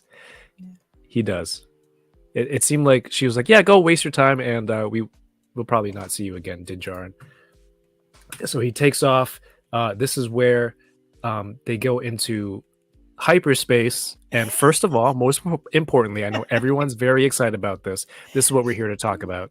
In the trailer, this was happening, and certain members of the Boba Squadron thought Din Djarin was injured in the ship and Grogu was running around in there for whatever reason. I was of the school of thought that he was sleeping, and I think now this Paul looks feel very like you smug. didn't say your opinion. You just let. I absolutely did. I said he I looks don't like he's know. sleeping because he had his head like this, and it doesn't look like he was I injured. feel like you didn't want to pick a side. I feel like someone in the chat will remember, or Wing or Lose will do some detective work and find that scene, as he has done time and time again. Paul looked very smug. What do you have adamant to say? that he was sleeping and that Grogu was just cuddling with him. Adamant. And I have to say right now, this is the real reason why Ernie is not on this tonight. He knew he was wrong, so he booked a trip to Disney World so he would have a valid excuse not to be on this live stream tonight to take his lumps. He was all like, I don't know. He was leaning to the side like he's unconscious or hurt. And he's flying the ship. That's what he does. He's flying. No, I think he's hurt. He's hurt. I was egging him on a little bit. I was like, oh, I can see that. I can see that. So you think this is an elaborate ploy from Ernie to Mm. not sit here and hear your comments? So he booked a costly flight and To trip Disney with World. his family To Disney World. to the other side of the country Super last minute, yeah. when he has Disney in his own state. I didn't. That's the thing. See, if it's in his own state and he knows, oh, I got to step this up. He knows I go to Disneyland all the time. It's only a 4-hour round trip. So I can't go there. I got to go even further. Where can I go that's further that I still like to go? Disney World. And it's an elaborate, his social media, all that's planned, right? All of it, the drops, him walking through with his first, tea. His first real bubble tea. I'm sure it was. We all know he's still at home hiding. Right? He went to that donut shop. It was just a green screen. He's walking through. He's got Corinne lying. Oh, we're at the China Pavilion. He bought that little fan. He has his own volume in his backyard. All that stuff. He's at home hiding under his bed because he knows he was wrong. I'm coming for you, Ernie. That's so funny though. I was like, oh, he is sleeping. Like that was the first thought. Of course he was sleeping. Yeah, because we brought up the fact, like, it still takes time to travel in hyperspace, and people just go to sleep. What does he have to do in there? Either like watch movies on his phone. That's it, right? But Wi-Fi is probably not great in hyperspace. No, it's probably worse than your flight. Worse than on Air Canada. Sorry. Oh, it's usually very good. But what happened to home on Air Canada didn't even offer Wi-Fi though. They do on most flights. No, I'm saying my flight when I came back home last summer. Right. And so I was stuck on that plane for like 6 hours with no Wi-Fi. Wow. That was the worst 6 hours of my life. Yeah. No, it's terrible. I can't tell if you're doing it or not. And I didn't get champagne. Yeah. Okay, the second most important thing of this scene. Purgles? What are those? Purgle. What's that? I mean, for people who don't watch Star Wars animation or haven't watched Rebels, and they're like, what are these giant space sperms swimming in the background? Okay, this is him sleeping. Look, he's hurt, obviously. Where's Ernie? Let's get a screenshot of this. Look, Ernie, he's hurt. He's so hurt. Grogu's flying the ship. Sorry. So, Paul, the first thing I thought of when I'm like, oh, space sperms, and my mind went to Homer when he was doing the thing for the kids, and he was going like that. Yeah. He's like, Homer, you don't have to be so graphic. But Yoko, can you, for the people who haven't seen Rebels, well, hopefully they know now if they're watching. I mean, number 1, go watch Rebels. Number 2, go watch Rebels. But your counting system is number 3. Watch Rebels. Okay. But it's not about the Purgles. It's about what the Purgles represent to us, and that is a tie-in. Ernie being wrong. To Rebels. Yeah. And this to me hints that we're gonna see Ezra and or Thrawn this season, at some point this season. In this show. Yeah. That's your prediction. Yeah. Even if it's Calling just a it? little bit. Ezra and or Thrawn. Like the Purgles will lead us to Ezra and or Thrawn. Just a little teaser before Ahsoka. Oh, so you think this is you don't think this is a tie-in into Ahsoka? Well, I mean, I think it will tie into Ahsoka. What? No, just because I mean they're building right now. They're building, they're calling it the Mandoverse. Obviously, Yeah. there's a lot of intersectionality that's happening between these series. They've gone on record saying, Mandalorian, Book of Boba Fett, Ahsoka, and Skeleton Crew. They're all going to be linked in some way. Oh, Skeleton Crew too? Yeah. Interesting. So, buckle up, everyone, because they're linking. They're putting all the links together, right? So, and I think you have to be, like they set up in Rebels, Force sensitive to sort of, because Ezra's link to the Purgil, very, very, it's because he's sensitive to the Force. So people are speculating again. I have no knowledge of this, even though I'm on the show, because they don't tell me anything because it's very compartmentalized.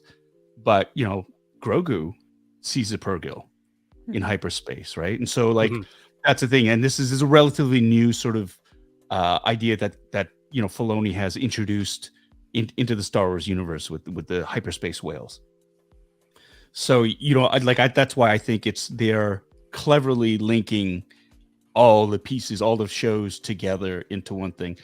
Whether they, I think there's a great theory that Ezra and Thrawn, that excites me. I'd love to see some of them in Mandalorian too.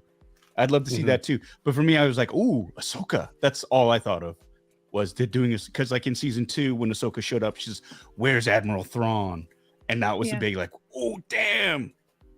They're tying this together. It makes more sense. It's the little breadcrumbs to lead up to the big finding them. Do non-Force sensitive people see the space whales? They saw them, but they couldn't sense them though, I think. Right? Like Ezra heard them. Yeah. Ezra heard them and felt them. But they all saw them. Yeah. And apparently this is where they got hyperspace travel from, by studying the Purgils. Oh, right. Yeah. So awesome. Yeah. I mean, there was a comment up above. I predict, literally Action Figs. Hey, good to see you. Says, I predict we meet Sabine because Mandos. Which, we see some other Mandos later on in this episode.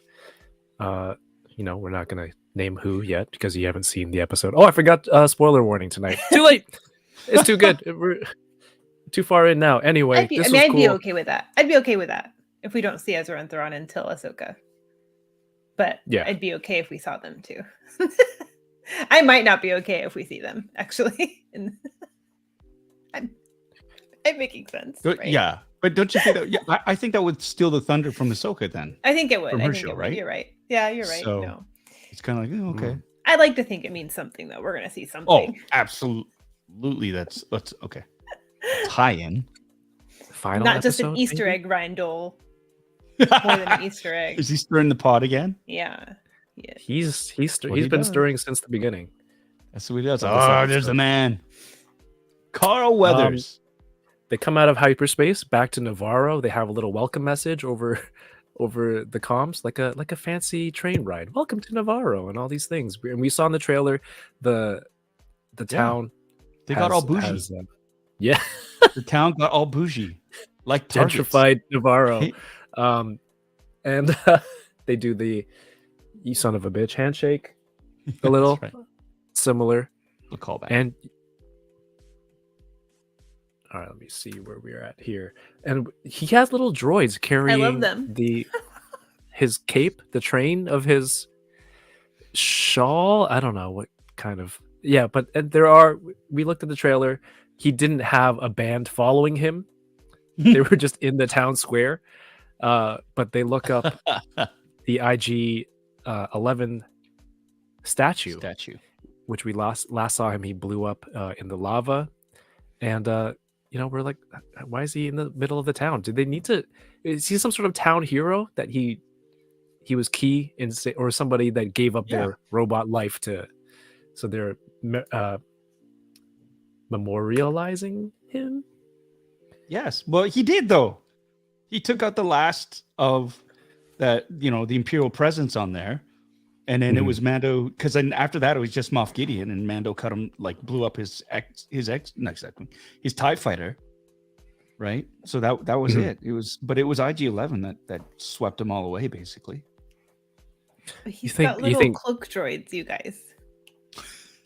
Yeah, when those guys later on the episode are like, "You've changed," like, of course he's changed. He's got little droids carrying his clothes so it doesn't get dirty. They roll down the stairs and everything. It's so cool. But he tries to recruit Mando, saying how Navarro's like this huge independent trade anchor now. The gem of the Outer Rim, I think, was on the welcoming message to Navarro. And we got some more of the scene from one of the later or the more recent trailers. But his mission is to retrieve IG-11. It's he's gone from hating droids to recruiting a droid, the only one that he would trust, because he wants to explore the poisonous planet surface of Mandalore, and this is the only droid that he trusts. But their meeting is interrupted by these space pirates. I think these guys look great. What did you think of these costumes? Let me zoom in here. When you said pirates, though, I was hoping to see Hondo, and so I was kind of let down when it wasn't Hondo. Oh, right, because the anybody droid else? Yeah. Are those Skittles, M&Ms, or Reese's Pieces? They look like goji berries or something. They're cinnamon hearts. That's what I thought. That's what they look like. Those little cinnamon hearts. Like Red Hots? Yeah, kind of. Grief Karga has a bowl of cinnamon hearts on his desk. I love it. Oh, Brian Dole trying to get back on my side now. There are other pirates. I love the look of these guys. I loved it. I love how they have. Yeah. These are always the bad guys, these species, right? They were great, though. Trying to get into the school. There's a Trandoshan back there, Nikto, Weequays, and the what's the dog one? No, the doggy guy. Oh shoot, I forget. But those are the ones where Mando showed up in Book of Boba Fett, right? And they were in that meat packing factory. Yeah, the ant. Oh, what? Somebody in the comments remind me. What the hell is that? They look like bulldogs. The main pirate guy is the same species as Hondo? Is it? The Davy Jones looking guy? I don't think so. No, this dude. Yeah. Not this month. Actually, no, that was last month. No, he's a Nikto. Huh? Clatoonian, that's it. Thank you, John. John, take us with the assist. Ooh, sports? Anyway, I like this because even though he has droids attached to the end of his clothing, he has not gone soft. Look at the stare down, the shootout in the middle of the city. You have Grief Karga still got his blaster on his side, and he hasn't slowed down at all. He's able to disarm this pirate. These look great too. Look at the details on the face. Holy crap! And when they get the tight shots in, it's really great. And I like when Mando steps up. He's like, "Is there a problem here, High Magistrate?" acting like an actual marshal, which is really awesome. But anyway, he disarms him. The pirates try to do something funny and end up mostly getting shot, leaving one to murder, go back to murder, but he was defending a school. Right. Murder, but times 5. They drew first, right? Because Yeah. it was all like run along now after he shot the blaster out of his hands, and then the one guy he drew on them. So it's like they got to defend themselves.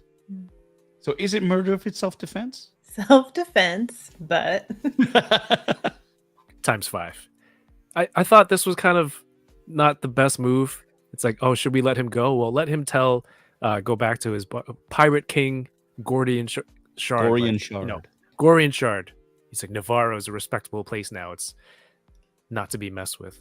It's like, do you have an army or troops to defend it after something like this? I was a little bit worried about this kind of move, but we'll see. Maybe there's more to it later on. And something like this happens, and it brings us to the point where they address Grief Karga is like, hey, you know what? Cara Dune's gone. I need a new marshal. And this is how they kind of write that character's departure into the story. Cara Dune, after arresting Moff Gideon, she was recruited by Special Forces. And that's it. Moff Gideon's seeing some new Republic war tribunal. And they just kind of wrap that storyline, I guess, that character. I was listening to Resistance broadcast, and they're talking about how like that Cara Dune character is perfect for comics if they want to use it in the future. If there's more stories to be told with that, I thought that was a really interesting point. I think it was a nice way to kind of wrap up, to explain her non-presence, but leave the character open for other things in the future, because they could have just said she died or something, and they didn't. Yeah. Ever since she got eaten by that rancor, right? It could have been a Poochie. It could have been a Poochie moment. Yeah. So it's I don't get that reference, but sure. Simpsons. Well,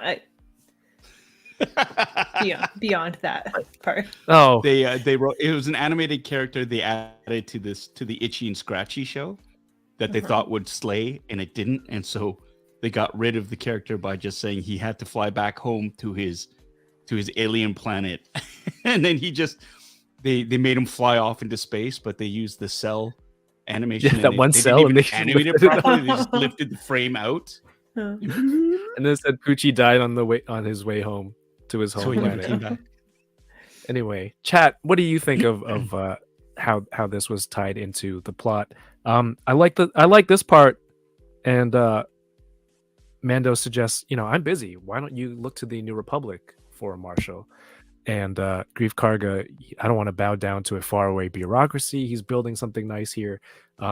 Paul's twirling his mustache, and I don't know if that's a tell or not. But I think when he said, why don't you get somebody from the New Republic?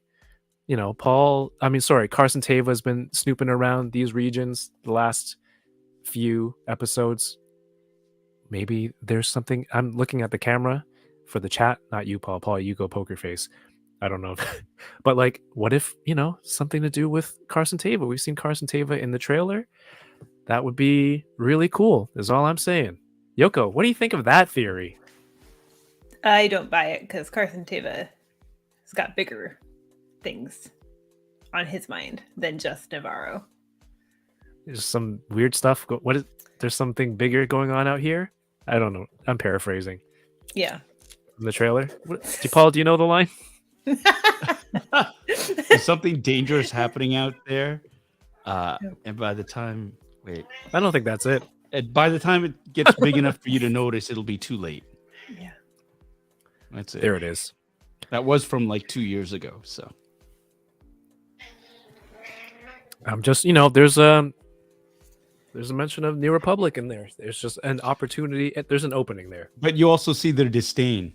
I mean, and that's the thing. He doesn't. They both know, right? They were abandoned by the New Republic, basically, right? They call for help, and it's not like they come. They don't want to. What's his name? Mando, as well, is just like you hear him scoff at it too. He doesn't. They don't. Nobody believes in that centralized government because they know they're too far out to matter, right? That's what is hardly any presence out there. Yeah. So, and even in when Carson Teva first showed up, Grief Karga was just playing coy. What? Razor Crest? I never said anything about Razor Crest. And he was already has his disdain for the New Republic policing out here. Anyway, they get down to business. He wants to recover parts for IG-11. He's going to try and fix it himself. Turns into this creepy robot zombie moment where he reverts back to his old programming and tries to kill his target Grogu with one arm and only a upper torso. I love what he said. He goes, Grief, and he throws Grogu over to him. like a little football, as Mando tries to blast the remains of IG-11, and it gets crushed by Grief Karga's droid, throws down a statue, crushes his head. This was the one where it's just like, is Din Djarin really a pun kind of guy? Where he's like, That wait, do you? that's what I call using your head, something like that. That threw me for a second too. I was like, it felt Yeah. like a Clone Wars line, but it felt funny coming from Din to me. And I said that in Midnight 30, and Midnight 30 let me know that it's okay because he's a dad now, and it's a dad joke. Oh, it was very James Bondish. Yeah. But I like that dad. Yeah, he's learning. He's teaching Grogu, and he's like, hey, this is the beauty of being a dad. One of the perks. Dad tax on all the food and dad jokes. But also, like, if they were able to bring him back, like, I feel kind of bad no one tried to bring him back earlier. Right? Mm-hmm. Like, just presumed dead, but they could have brought him back? Well, Grief Karga's whole mentality is like, we have a dozen droids here. You can get whatever type you want. It seems like it's easier just to get a new one than to use this Easier blown to up thing. replace someone? It's a robot. It has no feelings. That's why they're robots. What? They shed no tears. Anyway, he's like, who else can fix this? We have... What are these aliens that are... I love the little cutout hole in the wall. This is their place. Door. The Anzellans. So does he have to, like, shimmy through there to get in? Yeah, did he take his armor off to get in? Or does he use this door right I think here? he uses that other door. There's no, like... This is the garage. Yeah, But the loading bay. He would still have to shimmy deliveries in there. out back. This is where the busted droids go in. He would still have to shimmy in there, like crawl in there, army crawl in there. Mm-hmm. Well, if he can fit in the N1 starfighter's cockpit, he can squeeze through there. Yeah, I'm just saying. Like, I wish they showed us that. He was reprogrammed to be a cyber nanny. You're right, Matt Logic. So did he want that so he can watch Grogu and be some sort of surrogate robot to traverse the poisonous surface of Mandalore? That's true. Anyway, Mando gets inside. They're trying to fix him. I absolutely love this. That's a great shot. Not Soju. If like they built an entire room like this just for this one scene, so that Mando can sit in there, crisscross applesauce, and have Carl Weathers outside the little square, like he's saying that it's beyond, just translating. That whole scene was pretty comedic. I loved it. And he, they're a callback to sequel trilogy Aliens, and this was the part that I didn't get. The memory circuit was fried, so he had to go get a new one. So that's the new mission, right? So he leaves, says bye. Oh, of course, I had to get the scene for Yoko, Cute. Grogu Very trying cute. to hug. No, it's Not a pet. If you go Wait, back to It looks like this. Wait, hang on. Okay. that other shot, though, that was for me serious like Dagobah vibes, right? Like Like Luke sitting in Luke Yoda's sitting hut. in Yoda's little. Mhm.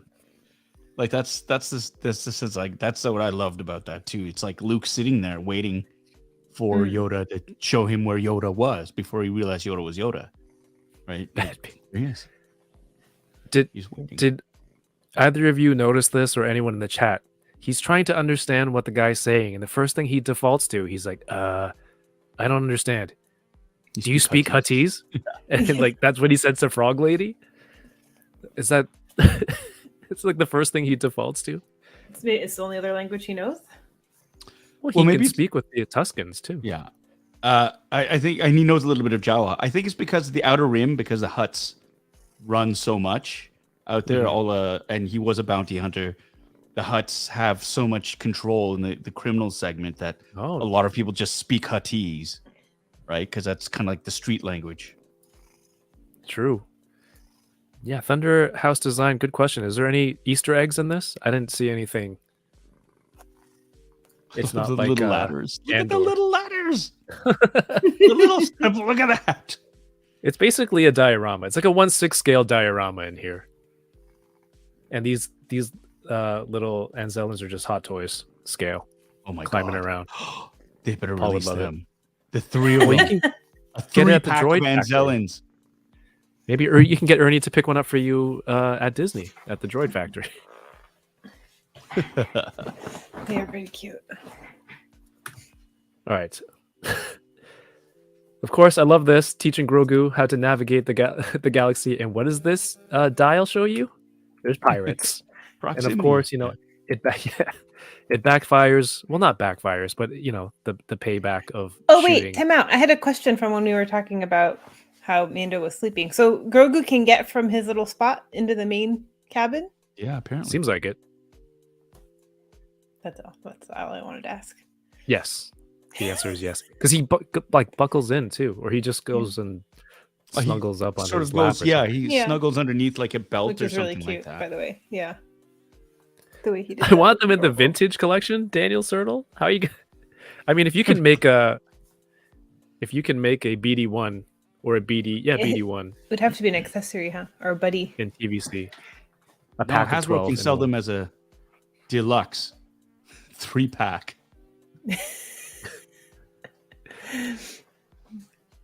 Day one purchases. Brickalena. That was for you, Paul. Yeah, so the pirates end up tracking Mando. They're not about to let him get away after killing five of their comrades. But man, what a space battle. Mando picks them off one by one. And then that audio cue, that whistle sound, every time he shoots one of them down. It was so awesome. The look of terror on this one's face. Oh, he's got no teeth. I just realized. Or maybe they come out when he's eating. Oh. Yeah. Maybe he's a herbivore. That's right? true. Dinosaurs with horns. You know, like Triceratops, they're herbivores. They have horns. Oh, Dave, what's going on? Dave says, where do you think IG-11 would ride on Din Djarin's ship? Maybe like a mounted turret on the outside?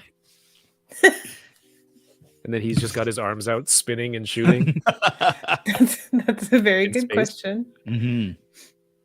On the back, rear guns. What did anyway, you do? after a beautiful space battle, this last remaining pirate leads Din Djarin to. I just wanted to get a screenshot of the Trandoshan for Yoko. To Gorian Shard, who is Yoko mentioned like this Davy Jones looking Pirates of the Caribbean CGI. Yeah, kelp like pirate. He was cool. What did you guys think of this pirate look? I was not expecting that similarities. Right. That's and is this a new creature? Because I've never seen this. I don't know if I recalled seeing this species before. Swamp Thang. Yeah. It's when you don't shave. I've never seen these species. Mm-mm. Yeah. Moss man. Seaweed dot. Droid's right on. Come on. It doesn't need oxygen. There's no room inside the cockpit. I don't know. Kat, have you seen this Star Wars Swamp Thing before? We stopped talking about Clone Wars, so she's out. She's like, okay, they're done with Bad Batch. Bye. Yeah, it's very Pirates of the Caribbean for sure. For sure. Anyway, never trust a pirate. Din Djarin blasts off. Arrives at this castle, which looks awesome. And like, this is the question I had. He shows up. I have a few questions here. Let me know if you thought the same thing. First of all, if he's looking for the circuit, the memory circuit, and he shows up, and the first thing he says to her is, "I want to join your cause." Was this a different angle for him to get to Mandalore, or I thought he came here for the memory circuit? You know, what did you guys think of that? Well, I mean, he's going back to Mandalore, right? And her whole thing, like at least from season 2, was she was going to take back Mandalore and unite the clans and stuff like that, right? Mm-hmm. It's stolen fleet. They're gathering weapons. They're going to take it back. So I think he was like, okay, let's all go back. I'm going to join you. We're going to use your resources and let's take back Mandalore, because when we do that, I can go into the healing springs underneath and redeem myself. So I think that's it. Oh, he was just gonna catch a free ride over. Not maybe, catch and free then- ride, but there's safety in numbers, right? And like that's the thing. He didn't want to. That's why he wanted that droid. He wanted to make sure that it was safe, where he could, survive the journey. Because what if it's toxic? What if there are Imperial forces there? What if? And so that's why he went to get. I mean, he's smart enough to know that he needs backup. Right. So. Okay, that makes sense, because I thought he was looking for the memory card, like when that time I went on the shoot and I left everything at home, but I guess that works too. And my next thing is, and Trevor, we talk about Mandalorians. Do they wear their armor all day? Does she wear her armor all day? She's got, Bo-Katan's got nothing going on, and I've seen some other people kind of joke about this. It's like, was she just chilling? And then the robot's like, Mistress Bo-Katan, there you have a visitor. She's like, oh God, I gotta look, and she puts all her armor on, runs over to the chair, and then just casually like, what so casually. That was my question: is how long do we think she was like posed like that there in that throne? The helmet's just, there; it's lined up all nicely. The strategically placed foot, very like nonchalantly. Doesn't look that comfortable, honestly. I don't know. I know, like, if you tug on that thread, you kind of go, okay, like, was she ready or this or that? Like, I get it. I think that's a better pose to have her in. For me, it's a symbol of a leader that has lost. She's beat at this point. Mm-hmm. It's like, I felt bad for her. It's like, she's like in the depths of a depressive state. And she's got this malaise where she's just like lounging. She has no purpose anymore. Everybody is gone. And so she's just like sort of sulking, but not really. I think she's just like really bummed out that she has nothing left, right? And so, I mean, would it have been better if like he walks through and then she comes in after you hear a toilet flush in the other room and she's like just putting on a jacket? Maybe a little bit more realistic. But I think this image of her in an empty castle sitting on a dessert, like a throne, like not even sitting. Yeah. She's sitting there like, the respect of the throne, for example, it's like it's a hark back. Somebody pointed this out on a YouTube video I was watching. It's like how Maul was sitting on that throne on Mandalore, right? Like this is a throne, the leader's throne, and he's lounging on it, and it's such disrespect to the office that it carries, right? So for me, this image is kind of like it paints that picture of somebody who's just lost all motivation, all reason. There's nothing for her left. And so she sits in an empty castle, just feeling terrible, right? And that's the image right there. And I think they're just trying to create that image. It's a great image. It's just it leads to many questions. Some silly, some serious. I pictured her like eating spaghetti. And they're like, oh, so what's yours? Oh, there's sauce. Out of a can. Is there any sauce on my face? She's like playing Fortnite like Thor, in after. But Paul, you're right. It's like, would you rather see this, or you show up and like there's like a other couch there full of empty bottles, and she's like, just move those aside. You can sit there.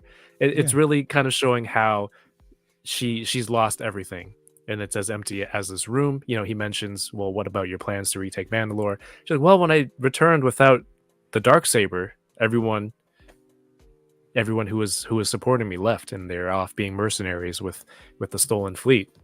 So very, very dejected. And she also, quickly asks, like, do you still have that Darksaber? He's like, yeah, I do. Again, I'm gonna go casual. Yeah. She's gonna sneak attack and take it off of him, but she tells him like, why don't you lead them? Yeah, you go wave that thing around in the air. Yeah, wave around. They'll all follow you like a bunch of idiots.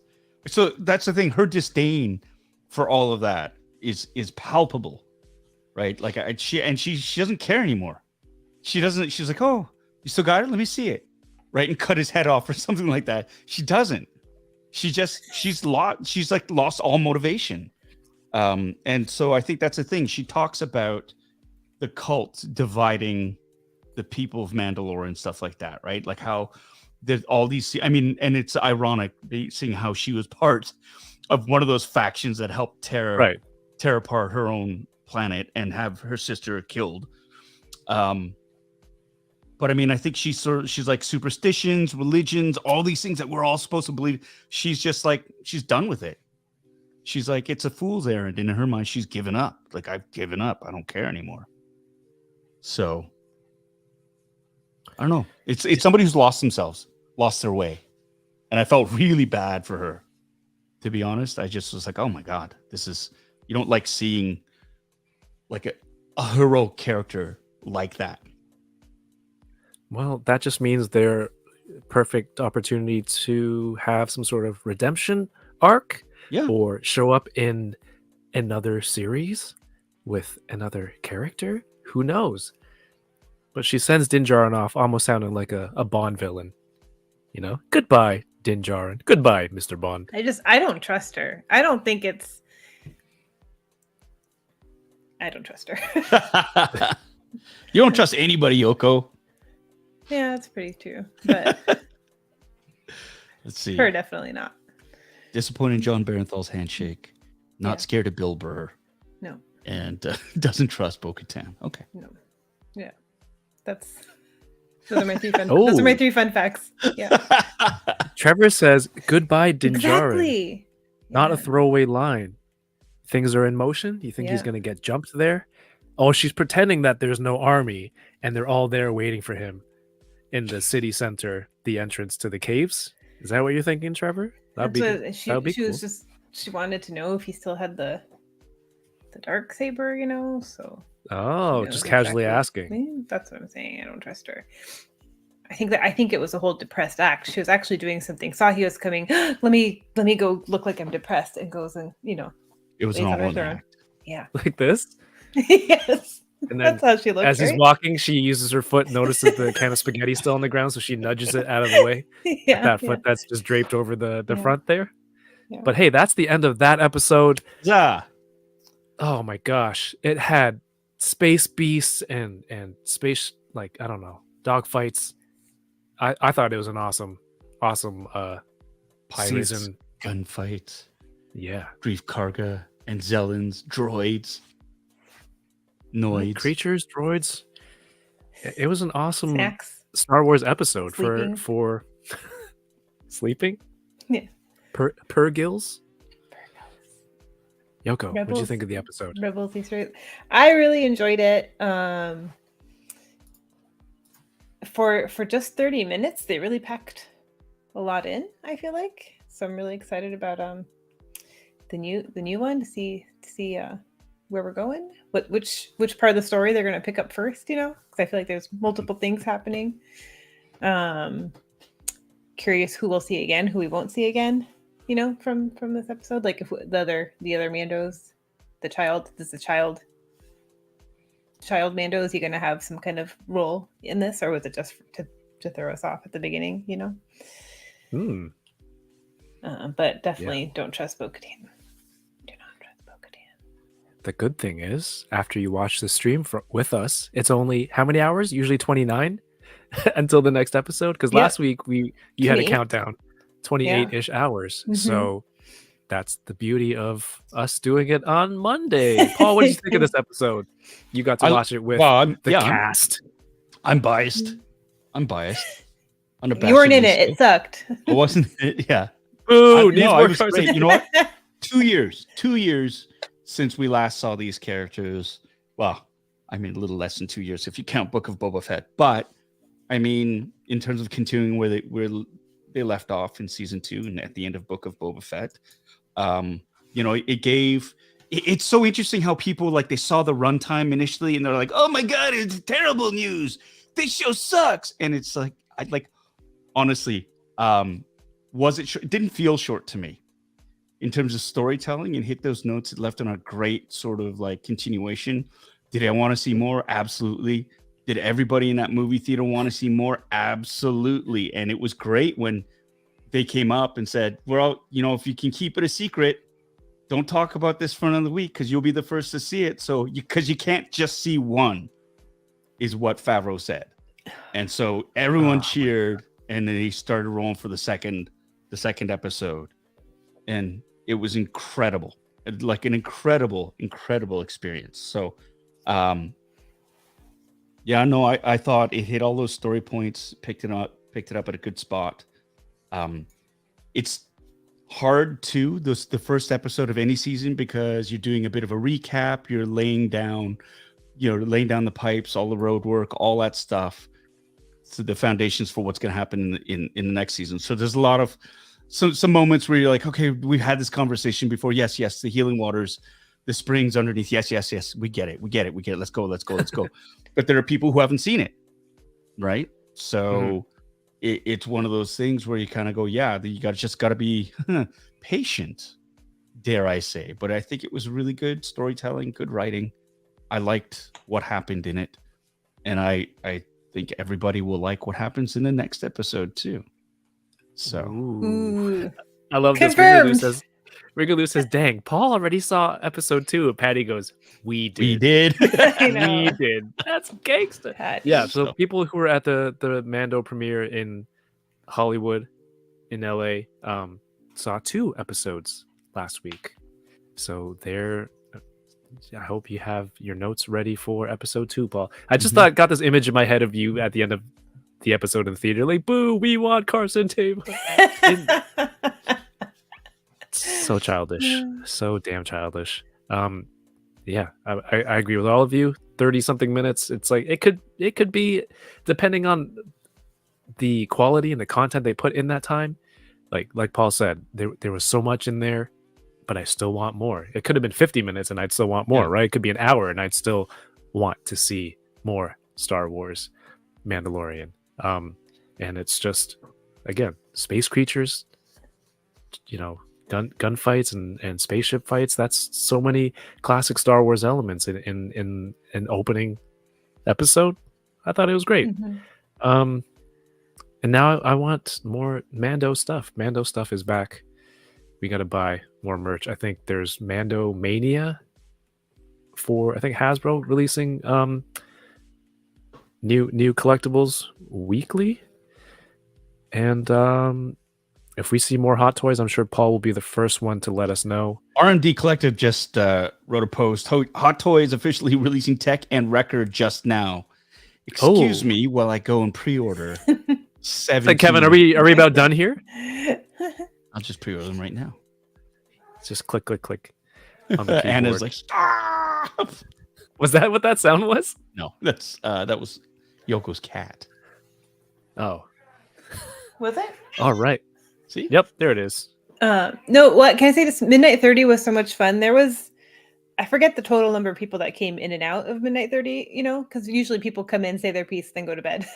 And then you have the next wave of people. But there were 50 people in there at one point during Midnight 30. Oh, wow. Which is for that hour, especially, was really cool. So people are definitely excited. A lot of these other shows we had maybe we'd max out under 20. So it's fun to have 50 in there for Mando. I wasn't doing Midnight 30 yet either.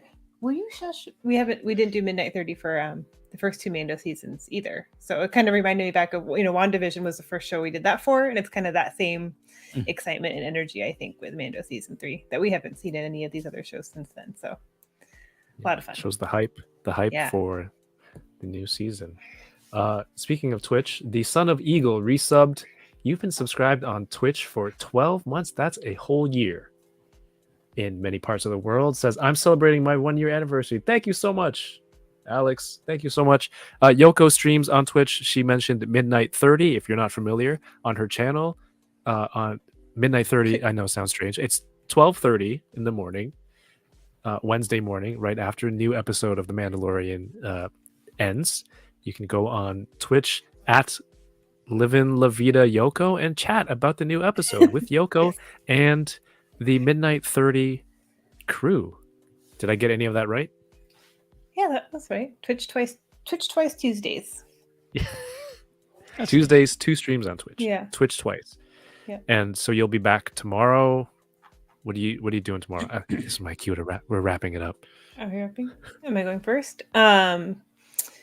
I stream 7:30 Pacific time on Tuesdays. I don't actually know what I'm going to do yet tomorrow because I finished blinging my guy. I think I showed this last week, but I'll show it again. Yay! Or did I finish it last week?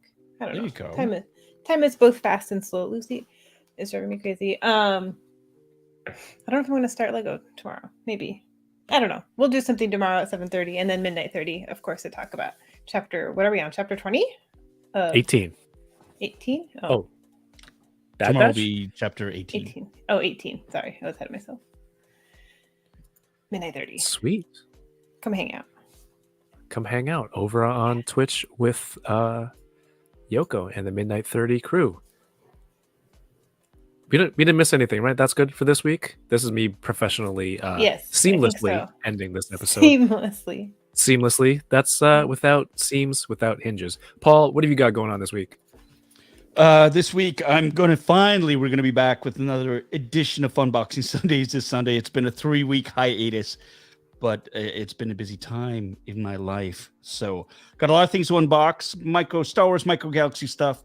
I got a new Hot Toys, obviously, this week. I got 2, actually. The Clone Wars 1/6 scale Trooper came in, and also the Back to the Future 2, the DeLorean time machine came in a gigantic box. As soon as I left here, that box arrived, and I was so happy to see this. It's huge. This box it's a 1/6 scale car, so it's rather large. So I got to hit setup for that. We might have time for some trivia, maybe not. Tommy and I were working together on that, or he's been egging me on to say, put up a poll and see what people want, so we can have another trivia session and some more giveaways. So we'll see if time allows for that.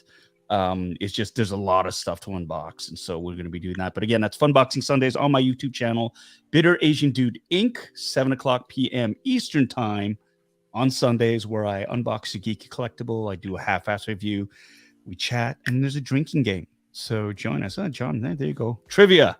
Maybe we'll do the Clone Trooper, and then we'll jump into trivia. Maybe we'll do that. How are you going to set up for that DeLorean? I'm worried. Yeah, no, I've got a new rig, overhead camera rig set up. And I've got the table. It's a better frame for the table. Right. So I'll be able to do that. And I might have a co-host like me, you nug. See? Little Boba. He might just show up. Looks like he survived my trip to California and back. Yeah, no thanks to you. That's right.